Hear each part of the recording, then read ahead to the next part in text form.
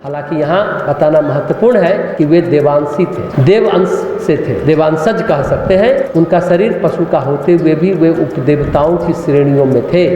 देवताओं में उपदेवता भी होते हैं, अपदेवता भी होते हैं। अपदेवता में भैरव आदि लोग होते हैं। अपदेवता, उपदेवता और देवता, ये तीन हैं। उपदेवता में इच्छाधारी नाग या गंधर्व और रामकथा में उपस्थित बानर और रीछ, ये उपदेवता है। उपदेवता का मतलब उनके पास अपनी शक्तियाँ, कुछ नैसर्गिक जन्मजात शक्तियाँ और सिद्धियाँ प्रकृति ने प्रदत्त कर रखी है, उसकी कथा हम लोग सुनेंगे। मनुष्य शरीर की खास बात क्या है, विशेषता क्या है जो अन्य पशु शरीरों में नहीं है? कौन सी खास बात ये बता सकते हैं? हम लोग बोलते बड़े भाग मानुष तन पावा, सुर दुर्लभ सब संतन गावा, क्या ग्रंथन गावा, संतन गावा, सब है। कोई पशु लंबे समय तक सीधा खड़ा नहीं रह सकता, उसे फिर चार पैरों पर आना पड़ता है। वह बंदर भी हो सकता है, रीछ भी हो सकता है। लंबे समय तक सीधा खड़ा नहीं रह सकता, वो कुछ भी हो सकता है। लेकिन मनुष्य की रीढ़ की हड्डी सीधी है, वह सीधा बैठ सकता है, उसका मेरुदंड सीधा रहता है। यही मनुष्य की असली विशेषता है, जो 9 दिनों तक हम लोग आधार चक्र से सिद्धि चक्र तक जाएंगे। रीढ़ की हड्डी में वे 9 चक्र है, उसका जागरण कर सकते हैं। ये सुविधा पशुओं को नहीं है, सीधा मनुष्य ही बैठ सकता है। कुंडलनी का जागरण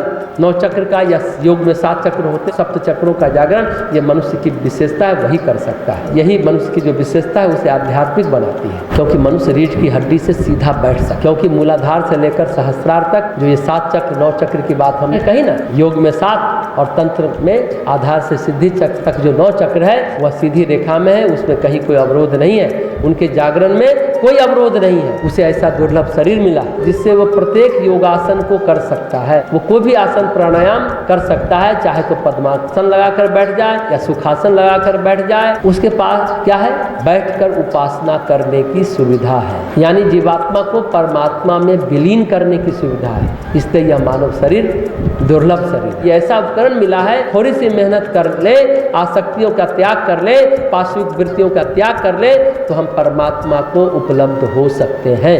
हम परमात्मा की उपलब्धि हमें हो सकती है, हम परमात्मा में विलीन हो सकते हैं। परंतु ऐसा नहीं है कि पशुओं में ऐसा नहीं हो सकता। और जीव वह किसी योनि में है, उसके अंदर एक व्याकुलता है, विकलता है, छटपटाहट है, तो फिर वो मुक्त हो सकता है। जीव मात्र में ईश्वर के लिए नैसर्गिक पुकार है। जीव ईश्वर हो सकता है, जीव में ईश्वर की अनुभूति हो सकती है। कोई भी जीव ईश्वर हो सकता है, कोई भी जीव को ईश्वर की अनुभूति हो सकती है।